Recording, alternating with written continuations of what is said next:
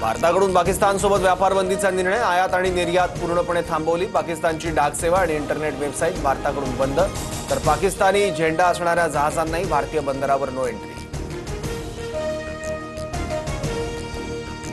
पीओकेत भारतीय हल्ल्याच्या भीतीने 2 महिन्यांच्या राशनसाठी दुकानांवर गर्दी, बंकरची साफसफाई सुरू, मदरसे तात्पुरते बंद, तर फटाके, संगीत, लाऊडस्पीकरवरही बंदी।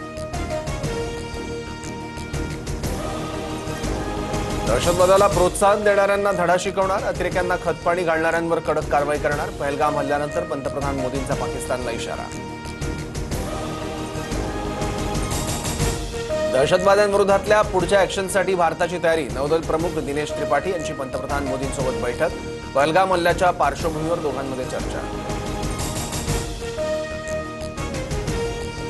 पाकिस्तानी जवानाचा भारतीय हद्दीत घुसण्याचा प्रयत्न, पाकिस्तानी जवान भारतीय सैन्याच्या ताब्यात। राजस्थानच्या श्री गंगानगर परिसरात कारवाई। पहलगाम हल्ल्यातील दहशतवाद्यांनी चेन्नईहून श्रीलंकेला प्रवास केल्याचा संशय, भारतीय तपास यंत्रणांच्या अलर्टनंतर सुरक्षा यंत्रणांकडून कोलंबोमध्ये विमानाची झडती।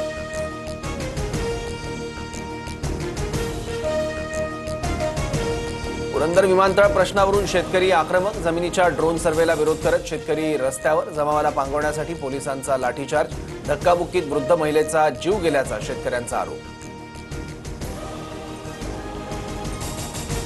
महिलेचा मृत्यू पोलीस मारहाणीत नाही, आंदोलकांकडून पोलिसांवर हल्ला करण्याचा प्रयत्न झाल्यानं स्वसंरक्षणासाठी लाठीचार्ज, पुणे पोलीस अधीक्षक पंकज देशमुख यांची माहिती। करुणा मुंडेंची पुन्हा एकदा कोर्टात धाव, ऑक्टोबर 2022 पासून 60 लाख रुपयांच्या थकबाकीची केली मागणी, वांद्रे कोर्टात अर्ज, धनंजय मुंडेंच्या वकिलांना उत्तर सादर करण्याचे निर्देश।